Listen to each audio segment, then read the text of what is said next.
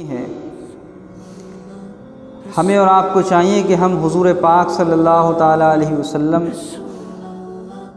کی پیاری پیاری سنتوں پر عمل کریں۔ حضور پاک صلی اللہ علیہ وسلم کا جو اخلاق تھا، جو کردار تھا، جو عاجز و انکساری تھی، ان چیزوں کو ہم اپنے اوپر لاگو کریں کہ اللہ نے اپنے حبیب صلی اللہ تعالیٰ علیہ وسلم کو کس قدر بلند و بالا مرتبہ عنایت فرمایا، اس کے باوجود بھی حضور پاک صلی اللہ علیہ وسلم میں کتنی عاجز و انکساری تھی۔ واقعات سننے کے بعد ہم حیرت زدہ ہو جاتے ہیں کہ اللہ کی مخلوق میں سب سے عظیم اگر کوئی ذات پاک ہے تو وہ حضور پاک صلی اللہ علیہ وسلم کی ذات پاک ہے، لیکن سرکار مدینہ صلی اللہ علیہ وسلم اس قدر عاجز و انکساری تھی۔ کاش ہم بھی حضور پاک صلی اللہ علیہ وسلم کے بتائے ہوئے راستے پر چلیں تو انشاءاللہ تعالی ہمارے اندر بھی عاجز و انکساری پیدا ہوگی۔ حضور پاک صلی اللہ علیہ وسلم کی شان تواضع بھی سارے عالم سے نرالی تھی۔ اللہ تعالیٰ نے آپ صلی اللہ علیہ وسلم کو یہ اختیار عطا فرمایا کہ اے حبیب صلی اللہ علیہ وسلم، اگر آپ چاہیں تو شاہانہ زندگی بسر فرمائیں، اور اگر آپ چاہیں تو ایک بندے کی زندگی گزاریں۔ تو آپ صلی اللہ علیہ وسلم نے بندہ بن کر زندگی گزارنے کو پسند فرمایا۔ حضرت اسرافیل علیہ السلام نے آپ صلی اللہ علیہ وسلم کی تواضع دیکھ کر، یہ عاجزی دیکھ کر فرمایا، یا رسول اللہ صلی اللہ علیہ وسلم، آپ کی اس تواضع کے سبب سے اللہ تعالیٰ نے آپ صلی اللہ علیہ وسلم کو یہ جلیل القدر مرتبہ عنایت فرمایا ہے، اور آپ تمام اولاد آدم میں سب سے زیادہ بزرگ اور بلند و بالا مرتبے والے ہیں، اور قیامت کے دن سب سے پہلے آپ صلی اللہ علیہ وسلم اپنی قبر انور سے اٹھائے جائیں گے، اور میدان حشر میں سب سے پہلے آپ صلی اللہ علیہ وسلم شفاعت فرمائیں گے۔ یہ ہمارے آقا صلی اللہ علیہ وسلم کی شان پاک ہے۔ حضرت بی بی عائشہ صدیقہ رضی اللہ تعالیٰ عنہ کا بیان ہے کہ حضور پاک صلی اللہ علیہ وسلم کبھی کبھی اپنے پیچھے سواری پر اپنی کسی خادم کو بھی بیٹھا لیا کرتے تھے۔ ترمذی شریف کی روایت ہے کہ جنگ قریظہ کے دن آپ صلی اللہ علیہ وسلم کی سواری کے جانور کی لگام چھال کی رسی سے بنی ہوئی تھی۔ حضرت انس رضی اللہ تعالیٰ عنہ کہتے ہیں کہ حضور پاک صلی اللہ علیہ وسلم غلاموں کی دعوت کو قبول فرمایا کرتے تھے، جو کہ جو کی روٹی اور پرانی چربی کھانے کی دعوت دی جاتی تھی تو آپ صلی اللہ علیہ وسلم اس دعوت کو قبول فرما لیا کرتے تھے، مسکینوں کی بیمار پرسی فرمایا کرتے تھے، فقراء کے ساتھ ہم نشینی فرماتے، اور اپنے صحابہ رضی اللہ تعالیٰ عنہم کے درمیان مل جل کر نشست فرمایا کرتے تھے۔ یہ پنکھے تھوڑا کم کر دو۔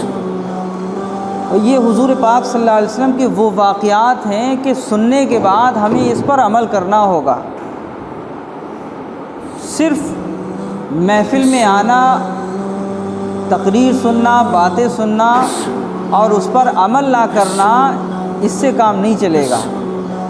انسانیت تو یہ ہے، خلوص تو یہ ہے، عاجز و انکساری تو یہ ہے کہ ہمیں جو باتیں بتائی جائیں ہم اس پر عمل کریں، کہ جب ہمارے آقا صلی اللہ علیہ وسلم میں اس قدر عاجز و انکساری تھی تو ہم تو امتی ہیں، ہمیں تو اپنے آقا صلی اللہ علیہ وسلم کی بتائی ہوئی باتوں پر عمل کرنا چاہیے۔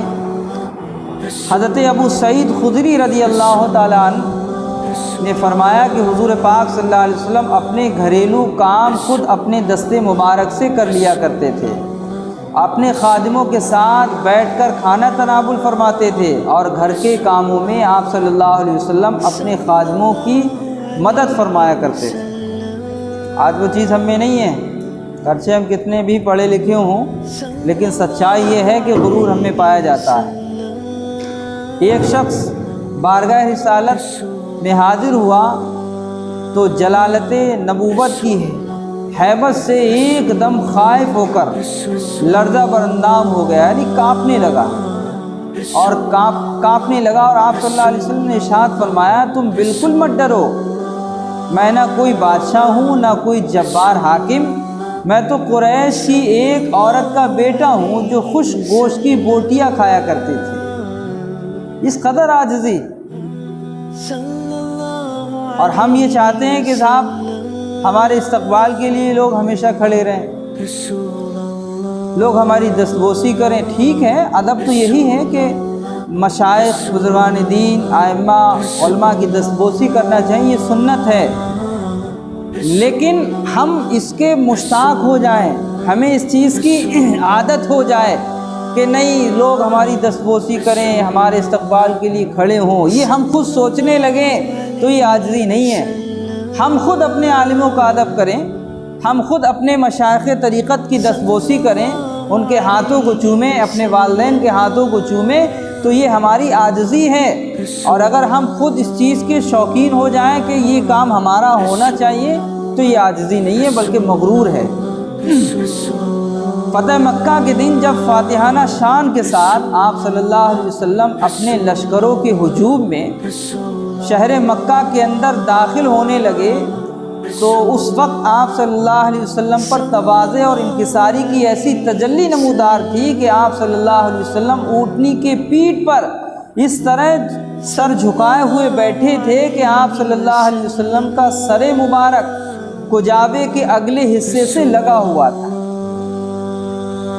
یعنی فاتحانہ شان کے ساتھ آپ آ رہے تھے، تو فاتحانہ شان کا مطلب یہ ہے کہ سینہ چوڑا کر کے، لیکن نہیں، فتح تو آپ نے کی لیکن عاجزی کا عالم یہ تھا کہ آپ اپنی اونٹنی پر جھکے ہوئے تھے، تاکہ کہنے والا کوئی یہ نہ کہے کہ پیغمبر اسلام صلی اللہ علیہ وسلم جو ہے مغرورانہ انداز میں داخل ہو رہے ہیں۔ اللہ اور ایک روایت ہے کہ حضرت عبداللہ بن عامر رضی اللہ تعالیٰ عنہ بیان کرتے ہیں کہ ایک مرتبہ آپ صلی اللہ علیہ وسلم کی نعلین اقدس کا تسمہ ٹوٹ گیا اور آپ صلی اللہ علیہ وسلم اپنے دستے مبارک سے اس کو درست فرمانے لگے۔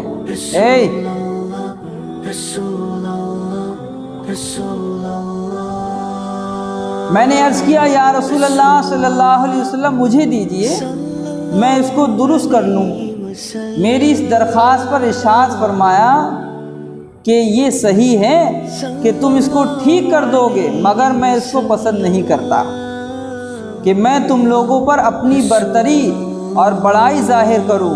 اسی طرح صحابہ کرام رضی اللہ تعالیٰ عنہم آپ صلی اللہ علیہ وسلم کو کسی کام میں مشغول دیکھ کر بار بار درخواست عرض کرتے کہ یا رسول اللہ صلی اللہ علیہ وسلم آپ خود یہ کام نہ کریں، اس کام کو ہم لوگ انجام دیں گے، مگر آپ صلی اللہ علیہ وسلم یہی فرماتے کہ یہ سچ ہے کہ تم لوگ میرا سب کام کر دو گے، مگر مجھے یہ گوارا نہیں کہ میں تم لوگوں کے درمیان کسی امتیازی شان کے ساتھ رہوں۔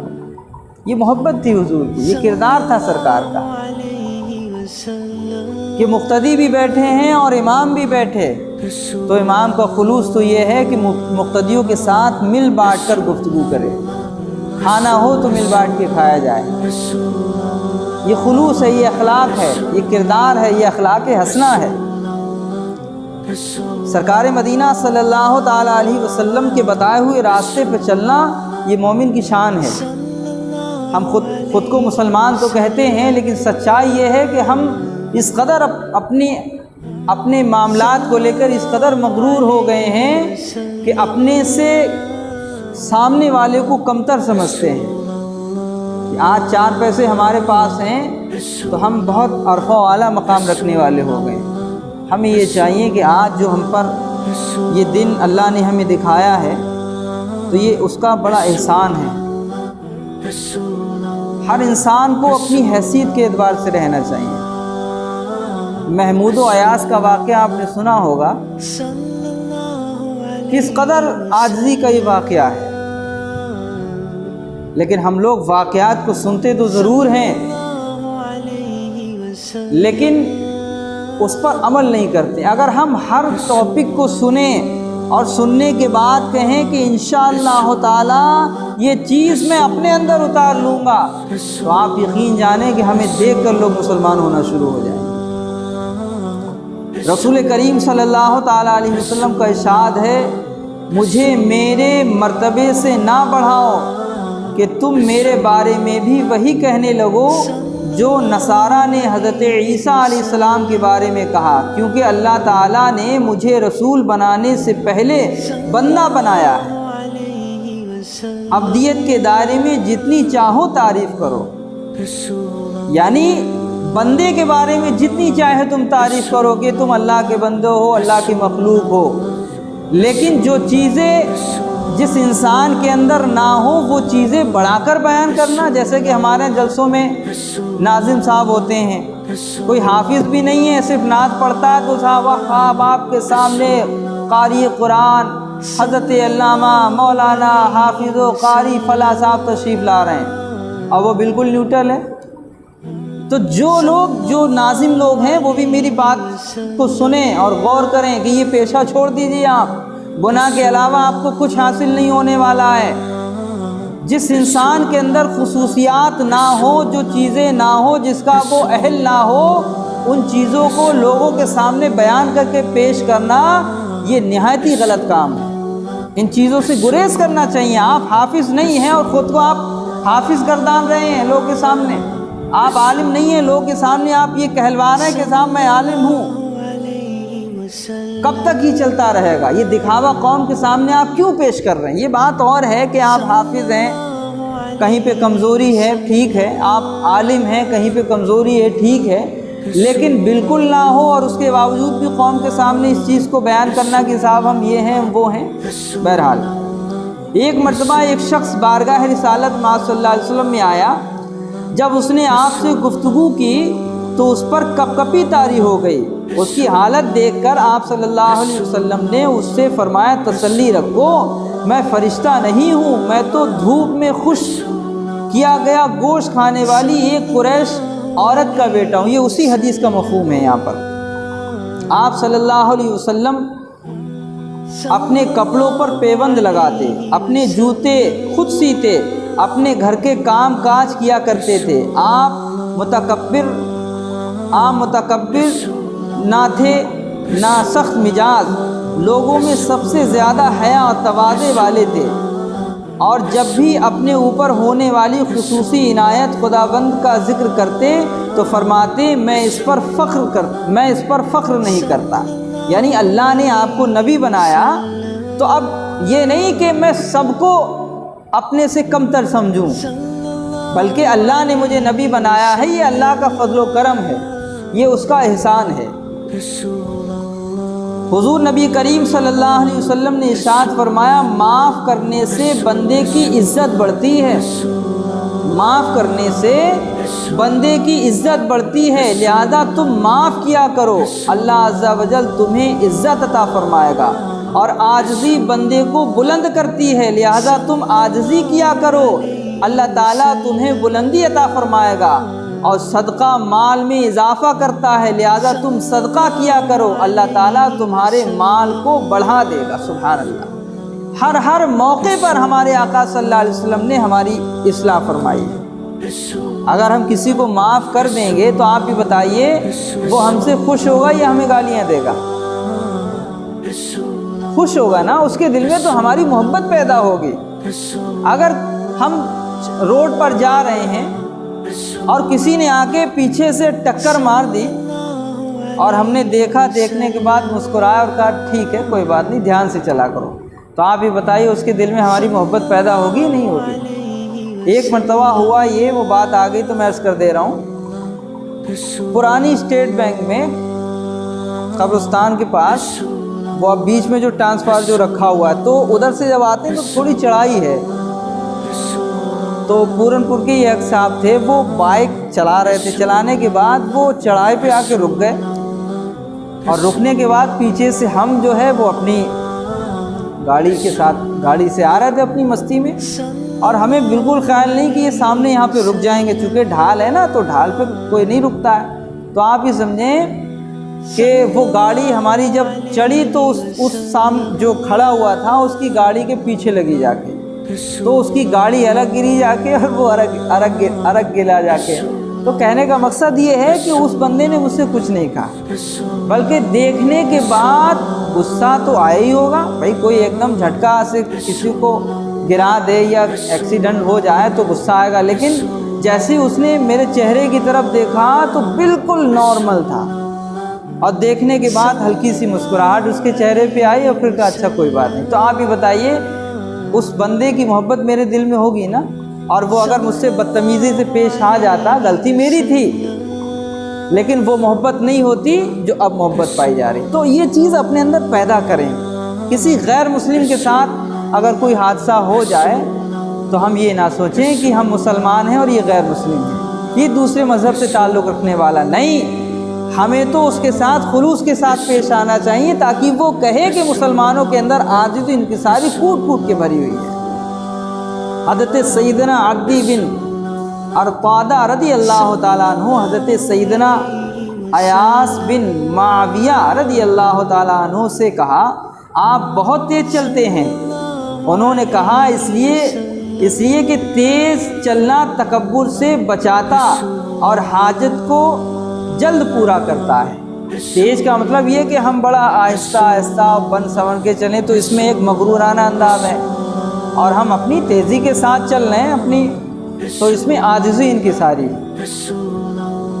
حضرت سیدنا امیر معاویہ رضی اللہ تعالیٰ عنہ حضرت سیدنا عبداللہ بن زبیر اور حضرت سیدنا ابن عامر رضی اللہ تعالیٰ عنہ کے پاس آئے، تو حضرت سیدنا بن عامر رضی اللہ تعالیٰ عنہ کھڑے ہو گئے، لیکن حضرت سیدنا عبداللہ بن زبیر رضی اللہ تعالیٰ عنہ بھاری جسم ہونے کی وجہ سے بددستور بیٹھے رہے۔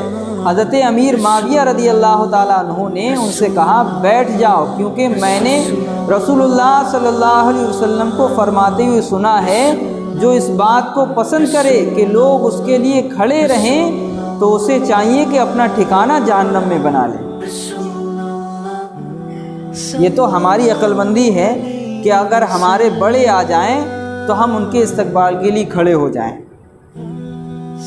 ابھی ہمارے استاد آ جائیں تو ہم ان کے لیے کھڑے ہو جائیں، کوئی مہمان آ جائیں عالم دین تو ہم ان کے لیے کھڑے ہو جائیں، ان سے مصافحہ معانقہ کریں، ہمارے پیر آ جائیں تو ان کے لیے ہم کھڑے ہو جائیں، ہمارے ماں باپ آ جائیں، ہم سے بڑے عمر میں آ جائیں، علم میں بڑے آ جائیں، تو یہ ہماری عاجزی ہے کہ ہم ان کے لیے کھڑے ہو جائیں۔ لیکن ہم یہ خود محسوس کریں کہ ہمارے لیے کھڑا ہونا چاہیے، ہمارے لیے کھڑے کیوں نہیں ہوئے، تو بھیا جب اتنی کوالٹی تم خود پیدا کر لو گے تو تمہیں کہنے کی ضرورت نہیں ہے، تمہارے استقبال کے لیے 10 لوگ کیا ہزاروں کی تعداد میں لوگ کھڑے ہو جائیں گے۔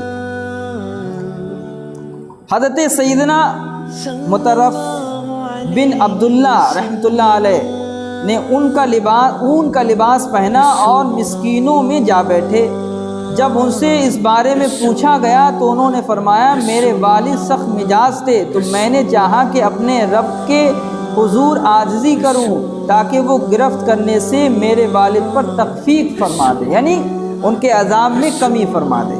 تو اولاد کو یہ چاہیے کہ اگر ان کے والدین گناہ گار تھے، نمازیں ان سے چھوٹی، وہ رخصت ہو گئے اس دنیا سے، تو اولاد کو چاہیے اب وہ اچھے کام کرے، تاکہ تمہارے اچھے کام کی برکت سے اللہ تعالیٰ تمہارے والدین کے عذاب میں کمی فرما دے۔ یہ خاص طور سے دھیان رکھنا چاہیے۔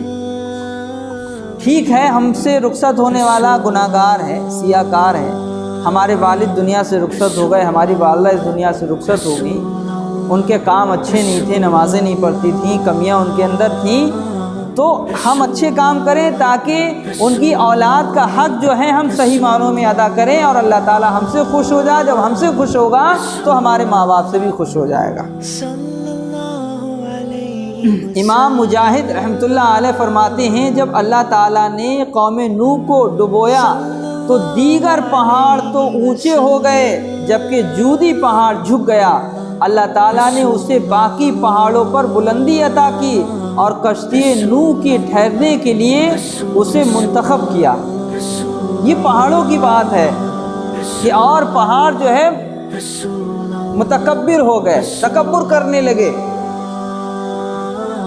لیکن اللہ نے اس پہاڑ پر اپنا فضل فرمایا، اور جودی پہاڑ یعنی جو کشتی تھی وہ اس پہاڑ پر جا ٹھہری۔ بہرحال اس حوالے سے بے شمار واقعات ہیں۔ اور ایک حدیث پاک ہے کہ حضور پاک صلی اللہ علیہ وسلم نے فرمایا مسلمان کی وجہ سے اس کے پڑوسی کے 100 گھروں سے مصیبت دور فرما دیتا ہے جب پڑوسی اچھے ہوتے ہیں۔ تو اب چونکہ وقت زیادہ ہو رہا ہے، میں وقت کا بہت خیال رکھے ہوئے ہوں۔ اللہ تعالیٰ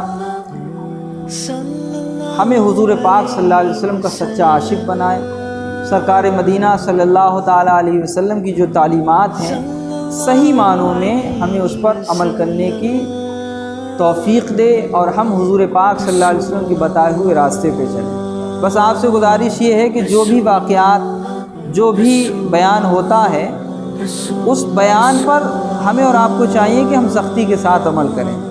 اور میں خاص طور سے آج کے بیان کے آخری حصے میں یہ کہنا چاہوں گا کہ عاجز و انکساری یہ حضور پاک صلی اللہ علیہ وسلم کا خاصہ ہے۔ ایک بڑھیا مکے میں یہ مشہور ہو گیا تھا کہ مکے میں محمد صلی اللہ علیہ وسلم ہیں اور انہوں نے اعلان کیا ہے کہ میں اللہ کا نبی ہوں۔ تو بڑھیا نے سوچا کہ اگر میں نے محمد صلی اللہ علیہ وسلم کو دیکھ لیا تو میں مسلمان ہو جاؤں گی، لہذا میں مسلمان نہیں ہونا چاہتی۔ اس نے سوچا مکہ ہی کیوں نہ چھوڑ دو، نہ ملاقات ہوگی نہ مسلمان ہوں گے۔ اپنا سامان اس نے باندھا، اپنے گھر کے باہر لا کے رکھا اور انتظار میں تھی کہ کوئی میری گٹھلی جو ہے میرے سر پہ رکھوا دے اور میں رخصت ہو جاؤں مکے سے۔ اتفاق سے حضور پاک صلی اللہ علیہ وسلم کی آمد ہو گئی، سبحان اللہ۔ بڑھیا نے آواز دی، اے نوجوان میری مدد کرو اور میرا یہ سامان میرے سر پہ رکھوا دو۔ پیارے آقا صلی اللہ علیہ وسلم اس بڑھیا کے پاس گئے اور کہا کہ بوڑھی اماں کہاں جانا چاہتی ہو؟ تو کہا کہ میں فلاں جگہ جانا چاہتی ہوں اور میرا سامان میرے سر پہ رکھوا دو تاکہ میں رخصت ہو جاؤں۔ تو حضور پاک صلی اللہ علیہ وسلم نے ارشاد فرمایا کہ تمہارا سامان تمہارے سر پہ رکھوا دیں یا جہاں تم جانا چاہتی ہو وہاں تک تمہارا سامان پہنچا دیں، سبحان اللہ۔ تو بڑھیا اور خوش ہو گئی کہ بھائی اب تو جہاں ہمیں جانا ہے وہاں تک سامان اگر پہنچ جائے گا تو اس سے اچھی کیا بات ہے۔ حضور پاک صلی اللہ علیہ وسلم نے اس بڑھیا کا سامان لیا، اپنے کاندھے پہ رکھا اور ساتھ ساتھ چلنے لگے۔ راستے بھر حضور پاک صلی اللہ علیہ وسلم کی برائی کرتی رہی کہ مکے میں ایک ایسا انسان پیدا ہو گیا ہے جو اپنے آپ کو اللہ کا نبی کہتا ہے، جو لوگ اس کے پاس جاتے ہیں وہ اس کو ہی ہو کے رہ جاتے ہیں، اس کا کلمہ پڑھ لیتے ہیں، مسلمان ہو جاتے ہیں۔ تو لہذا میں نے مکہ اسی لیے چھوڑا کہ نہ محمد صلی اللہ علیہ وسلم سے ملاقات ہوگی اور نہ میں مسلمان ہو پاؤں گی۔ راستے بھر یہی گفتگو اس کی ہوتی رہی۔ مقام پہ پہنچے، سامان رکھا، حضور پاک صلی اللہ علیہ وسلم نے ارشاد فرمایا کہ اب میں رخصت ہو سکتا ہوں۔ تو بڑھیا نے کہا کہ اے نوجوان اپنا نام تو بتا دو، کہاں اتنے نیک لوگ ملتے ہیں؟ تو سرکار مدینہ صلی اللہ علیہ وسلم نے ارشاد فرمایا کہ اے بوڑھی ماں جس کی راستے پر تم برائی کرتی چلی آئی ہو وہ کوئی اور نہیں بلکہ میرا ہی نام محمد صلی اللہ علیہ وسلم ہے۔ تو وہ بڑھیا حضور پاک صلی اللہ علیہ وسلم کی اس اخلاق کو دیکھ کر مسلمان ہو گئی۔ آج وہ چیز ہمارے اندر کیوں نہیں ہے یار؟ ہمارے پڑوسی ہم سے پریشان ہیں، ہمارے رشتہ دار ہمارے ظلم و ستم سے پریشان ہیں، ہماری سختی سے پریشان ہیں۔ ارے ہمارا تو کردار یہ ہونا چاہیے، ہمارا اخلاق یہ ہونا چاہیے کہ ہمارے رشتہ دار ہم سے محبت کریں، ہمارے محلے کے لوگ ہم سے محبت کریں۔ ان چیزوں کو ہمیں پیدا کرنا ہوگا خود کے اندر، تبھی مذہب اسلام کی ترویج و اشاعت ہو سکتی ہے۔ آج پوری دنیا میں مذہب اسلام ہے، پوری دنیا میں حضور پاک صلی اللہ علیہ وسلم کو لوگ محبت کی نگاہوں سے دیکھتے ہیں۔ سرکار مدینہ صلی اللہ علیہ وسلم مدینہ منورہ میں تشریف فرما ہیں، لیکن ان کے چاہنے والے الحمدللہ پورن پور کی سرزمین پر ان کا ذکر کر رہے ہیں، اور جیسے ہی ان کا نام آتا ہے تو محبت سے ان کے ناموں کو انگوٹھے کے ذریعے سے چوم لیا کرتے ہیں۔ تو اپنے اندر حضور کی محبت پیدا کریں، حضور پاک صلی اللہ علیہ وسلم کا جو کردار ہے، جو اخلاق ہے، وہ اپنے اندر پیدا کریں۔ تو میں سجادگان کے تعلق سے خاص طور سے کہنا چاہوں گا کہ ہمارے آقا کے اندر اس قدر عاجزی انکساری تھی،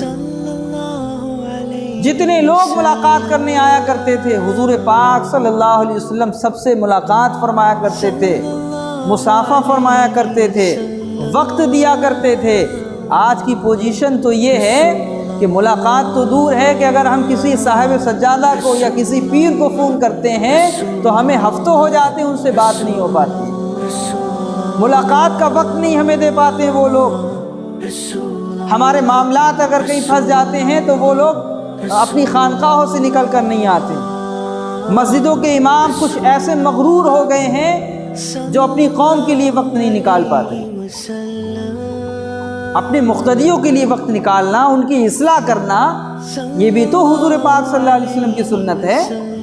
مدینہ منورہ میں، مکہ معظمہ میں حضور پاک صلی اللہ علیہ وسلم گلیوں میں جا کر، چوراہوں پہ جا کر اپنی قوم کو بلایا کرتے تھے، قرآن پاک کی تلاوت کر کے ان کو بتایا کرتے تھے کہ اللہ کا کلام ہے اور اس کے یہ معنی۔